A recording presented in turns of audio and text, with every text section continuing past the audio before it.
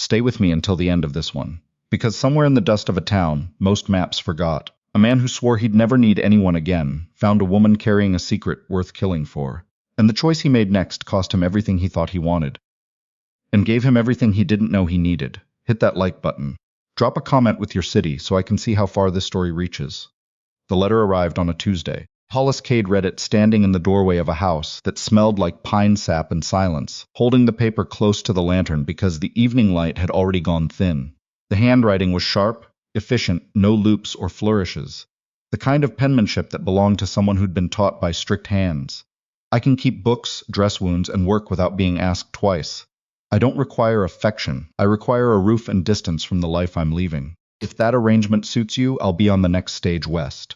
VT. He'd placed the advertisement 3 months ago in a Kansas City paper. Cattleman in need of a wife. Must be willing to work. Quiet disposition preferred. No romantic expectations. He'd received 7 replies. 6 of them read like auditions for a theater company, full of phrases about destiny and God's plan and the majesty of the frontier. He'd thrown those into the stove. The 7th was this one, and something about its bluntness made him write back the same night. 3 weeks later, the stage pulled into Ridgewater, Wyoming, 40 minutes behind schedule. Hollis stood near the water trough outside Pruitt's general store, arms folded, watching the road. The town was small enough that the stage's arrival drew a handful of onlookers, mostly people hoping for mail or packages. The door opened. A man in a checkered vest stepped out, followed by an older woman clutching a birdcage. Then her. She was not what he'd expected. Not plain, which is what he'd asked for. Not soft. She stepped down from the coach like someone dismounting a horse. Deliberate, balanced, already scanning the street before her boots touched ground. Dark auburn hair pulled into a knot so tight it changed the shape of her face. A dress the color of creek mud, practical and well-mended. She carried a single carpet bag and a leather case she held against her ribs the way a soldier holds a rifle. She saw him before he could speak. Hollis Cade? That's right. She didn't offer her hand. She didn't smile. She looked at him the way a person looks at a door they're deciding whether to walk through. How far is the ranch? Hour and a half by wagon. Good. She turned toward the wagon without waiting for him, tossed her carpet bag into the bed, and climbed up to the bench seat. The leather case stayed on her lap. The ride was quiet. Hollis didn't mind. He'd spent the last 2 years talking mostly to cattle and the occasional hawk, but this silence had texture to it, the kind that comes from someone choosing not to speak rather than having nothing to say. You came a long way, he said, when they were 20 minutes out. Far enough. From where? East. That covers a lot of ground. It does. He waited. Nothing else came.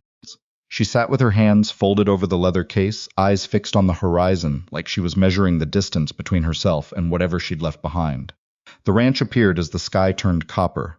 800 acres of grassland running up against the base of the Bighorns.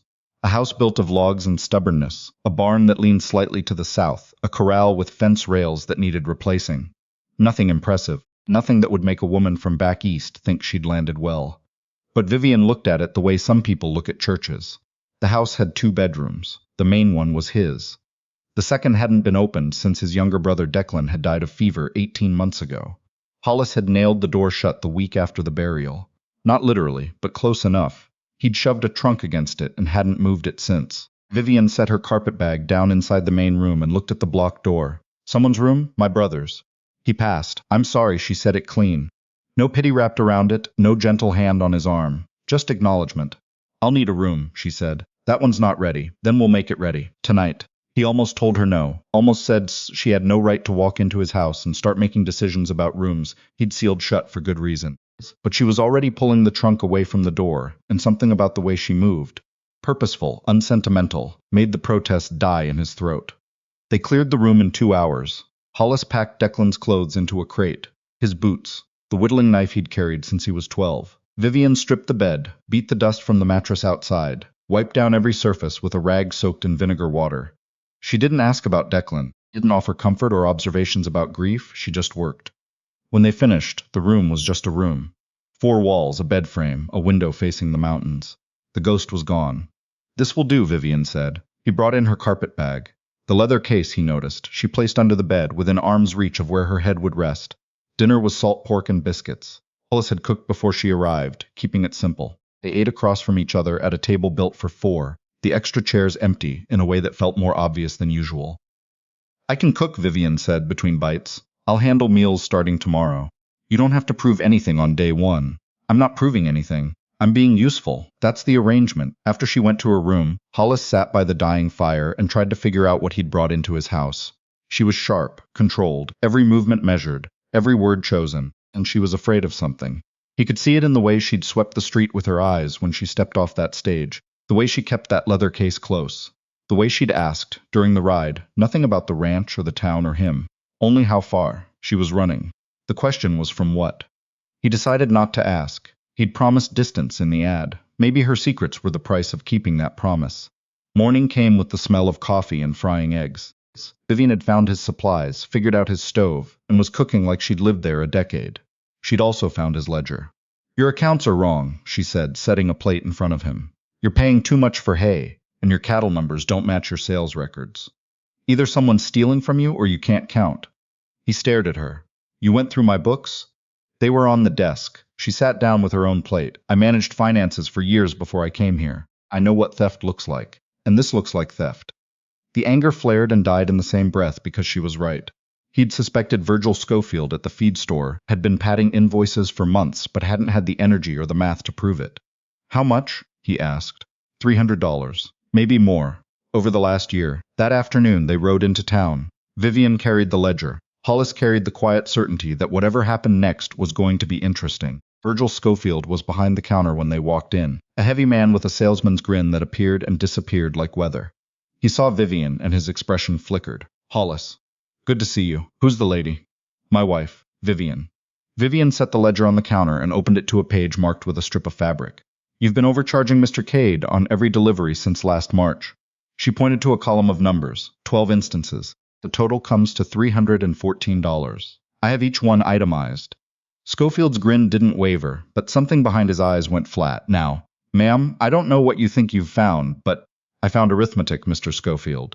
It's not subject to interpretation. The confrontation lasted 4 minutes. Vivian never raised her voice. She presented each discrepancy with the patience of a schoolteacher explaining long division to a slow student. By the end, Schofield was sweating through his shirt and reaching for his cash box. They left with $314 and a new understanding between them that had nothing to do with romance and everything to do with respect. Outside, Hollis looked at her. Where'd you learn to do that? Something moved behind her eyes, quick and guarded. My uncle's house.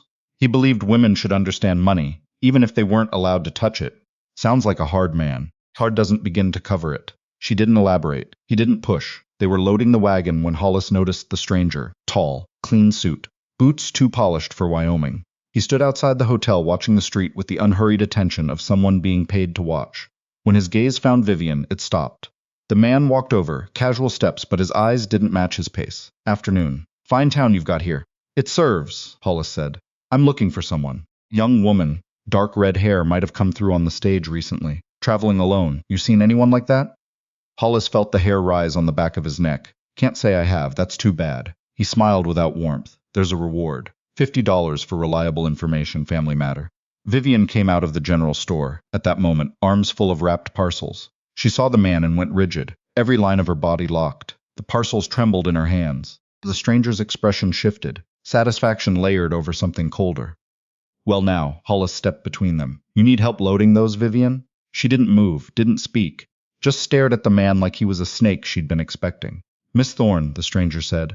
Your uncle's been worried sick. You need to leave, Hollis said. This doesn't concern you, friend. She's my wife. It concerns me. The stranger, Slade Newkirk, Vivian would later tell him, studied Hollis with the amused patience of a man who held better cards. Your wife? How about that? Does your wife's uncle know about this arrangement? Doesn't matter what he knows. Oh, I think it matters quite a bit. Judge Aldrich Thorne doesn't take kindly to people interfering with his family. I'm not going back, Vivian said. Her voice was quiet but didn't shake. Tell him I said so.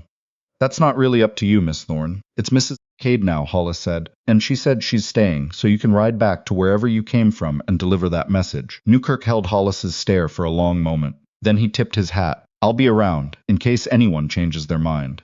He walked back to the hotel. Vivian stood frozen until the door closed behind him. Then her knees buckled. Hollis caught her arm, steadied her against the wagon. That was Newkirk, she whispered. My uncle's man, I gathered. He won't stop. He'll come to the ranch. Then let him come. That night, Vivian told him everything. Her uncle, Judge Aldrich Thorne, was a circuit judge, with connections reaching into 3 state legislatures. After Vivian's parents died when she was 14, Thorne had taken her in, Not out of love, but because she came with a trust fund her father had established. For 8 years, Thorne had controlled that money, using it to finance his political ambitions while keeping Vivian isolated under the guise of protection. When she turned 25, the trust would transfer fully to her control, unless Thorne could have her declared unfit to manage her own affairs. He arranged a marriage, Vivian said. Voice steady, hands not, a state senator's nephew, 42 years old. He looked at me during dinner the way a man looks at a horse he's thinking about buying. I refused. 3 times I refused. What happened? Thorne locked her in the east wing of his house, dismissed the servants who'd been kind to her, told her the marriage would proceed with or without her consent, that her signature on the documents was a formality he could arrange with or without her cooperation. So I ran, sold a brooch my mother left me, caught a train west, changed my name at every stop. She met his eyes across the table. Your advertisement was in a paper someone left at a boarding house in Omaha. It seemed like exactly what I needed. Safety, distance, a man who wouldn't ask questions. And now Newkirk's here. My uncle will follow. He always follows. The trust transfers in 4 months. If he can get me declared incompetent before then, the money stays under his control permanently. Hollis looked at the woman sitting across from him, 27 years old, running from a man who wore his authority like armor, carrying nothing but a carpetbag and a leather case full of documents that proved what her uncle had done. We'll file the marriage papers tomorrow, he said. Make it legal. Once you're married, he's got no standing to claim guardianship. That won't stop him. He's a judge. He has other judges. Then we'll deal with them too. Why? She searched his face. You don't know me. You don't owe me anything. He thought about Declan's room. About the door he'd sealed shut and the 18 months he'd spent pretending the grief would go away if he just ignored it long enough. About how this woman had walked in and opened that door in 2 hours, not because she was trying to heal him, but because she needed a place to sleep, and ghosts weren't practical. Because you showed up and got to work, he said. Didn't ask for sympathy, didn't wait to be rescued. Just got to work. That counts for something in my book. They filed the papers the next morning. Justice Odell married them in the back of the courthouse, his clerk and a woman buying stamps serving as witnesses. The whole thing took 8 minutes. The weeks that followed changed everything. Vivian transformed the ranch. She set up a proper accounting system, renegotiated supply contracts, organized a shared equipment arrangement with neighboring ranches. She convinced Luther Kimball, a grizzled veteran rancher who hadn't spoken to Hollis in 3 years over a water rights dispute, to cooperate on a cattle drive that saved both operations $600. Hollis watched her work with something between admiration and bewilderment. This woman who'd arrived with nothing was building an operation that actually functioned. But every night, she still kept that leather case under her bed. And every morning, Hollis checked the road for riders. Arrived on a Thursday, not with Newkirk this time, but with a black carriage and a lawyer named Prescott carrying documents thick enough to stop a bullet. Vivian. Thorne didn't dismount. He sat in his carriage looking at the ranch the way a man looks at something beneath him. This ends now, Uncle. I've filed a petition. Mental incompetency. 3 physicians have reviewed your case. The hearing is in Cheyenne, 2 weeks from today. Physicians who've never met me. Physicians who reviewed extensive documentation. Thorne's voice was measured, reasonable, the voice of a man accustomed to being believed. You fled your home, assumed false identities, married a stranger. These are not the actions of a sound mind. Hollis stepped onto the porch. You've said your piece, now leave. Thorne looked at him. Mr. Cade, I'm offering you a way out. $5,000. Sign the annulment papers. Testify that my niece was confused when she agreed to this marriage, and walk away. That money would save your ranch. $5,000. More than Hollis would see in years. Enough to fix the barn, replace the fencing, hire help. No. Thorne's expression didn't change. You're making a mistake, probably. But she's my wife. She chose to be here, and I'm not selling that out for any amount. They left. Vivian stood in the yard, shaking. That money could change everything for you, she said. Not everything. They had 2 weeks. Their savings totaled $280. The only lawyer in Ridgewater handled property disputes and couldn't spell competency. There's someone, Vivian said that night. A woman I knew in Philadelphia, Genevieve Hale. She was studying law when I left. Brilliant. And she despises my uncle. He tried to have her expelled from law school for being a woman. Can you reach her? I can try. The letter went out the next morning. But Cheyenne was far, and 2 weeks was nothing. What came instead, 3 days later, was Genevieve herself. She stepped off the stage in Ridgewater, carrying a worn briefcase and wearing a traveling suit that had seen better days. She was 30, sharp-featured, with eyes that assessed everything and committed to nothing. Got your letter in Denver, she said. I've been following your uncle's movements for 2 years, waiting for him to make a mistake. This might be it. Genevieve was relentless. She spent 4 days preparing, interviewing Vivian and Hollis separately, building a case not around competency, but around Thorne's pattern of control. She dug into the trust documents Vivian had carried in that leather case. Financial records proving Thorne had been siphoning from the trust for years. "We don't argue you're sane," Genevieve told Vivian. "We argue he's criminal. We put the uncle on trial, not the niece." The hearing in Cheyenne was held in a territorial courthouse that smelled like old wood and power. Thorne sat with Prescott and 2 associate attorneys, looking like men who'd already won. 3 doctors who'd never met Vivian testified to her instability. Then Genevieve stood up. She was calm the way a blade is calm. She called Vivian to testify, and Vivian spoke clearly about the locked rooms, the dismissed servants, the marriage arranged like a business transaction. She described her escape, the planning, the route changes, the false names, not as evidence of madness, but as evidence of intelligence under pressure. Does a delusional woman plan 6 state changes and 4 identity switches? Genevieve asked the court. Or does a rational woman under siege do exactly what survival requires? When Thorne took the stand, Genevieve dismantled him. "Judge Thorne, your niece's trust fund is valued at approximately $40,000. Is that correct?" "Approximately. And you've served as trustee since her parents' death. In that capacity, have you ever used trust funds for personal expenditures?" The courtroom shifted. Thorne's composure cracked at the edges. "I've managed the trust responsibly." Genevieve produced documents from the leather case. Vivian's documents, the ones she'd carried across 6 states. These are bank records showing 17 withdrawals from the trust totaling over $12,000, deposited into accounts bearing your name. "Would you like to explain those?" Thorne's attorney objected. The judge, an older man named Prentice who didn't seem to owe Thorne any favors, overruled. Genevieve pressed. "You didn't confine your niece because she was unstable, Judge Thorne. You confined her because she was getting close to 25. Close to the age when the trust transfers to her control, close to discovering what you'd been doing with her inheritance. That's absurd, is it? You locked her in a wing of your house. You dismissed servants who were sympathetic to her. You arranged a marriage to a man whose family has political ties you needed. And when she ran, you didn't file a missing persons report. You hired a private enforcer, because a police investigation might have uncovered the financial irregularities you were trying to hide." The courtroom was silent. "This isn't a competency case," Genevieve said, turning to Judge Prentice. "This is an embezzlement case. And the petitioner is the one who should be under investigation." Prentice took the case under advisement overnight. The next morning he delivered his ruling. The petition for incompetency is denied. Mrs. Vivian Cade is a competent adult who made rational decisions under extraordinary pressure. Furthermore, I'm referring the financial irregularities raised during testimony to the Territorial Prosecutor's Office for investigation. Thorne stood. His face was white. This isn't over. But it was. Or close enough. They rode back to Ridgewater in Genevieve's rented buggy, 3 people sharing a vehicle and a bottle of whiskey Genevieve had produced from her briefcase. "How much do we owe you?" Hollis asked. "Nothing," Genevieve said. "I've waited years to put a crack in that man's armor. Watching him sweat was payment enough." She stayed 2 more days, helping Vivian file the paperwork to assume direct control of her trust when she turned 25. Then she caught the stage east, promising to testify if the prosecutor moved forward on the embezzlement investigation. Months passed. The trust transferred on Vivian's birthday. Quietly, through legal channels Thorne could no longer obstruct. She used part of it to pay off the ranch's debts. The rest she invested in the operation. New fencing, a better bull, repairs to the barn Hollis had been patching with prayer and stubbornness for years. They didn't discuss it as charity or obligation. It was partnership. Her money, his land, their work. One evening in November, Hollis found Vivian standing in the doorway of what had been Declan's room. Her room, now.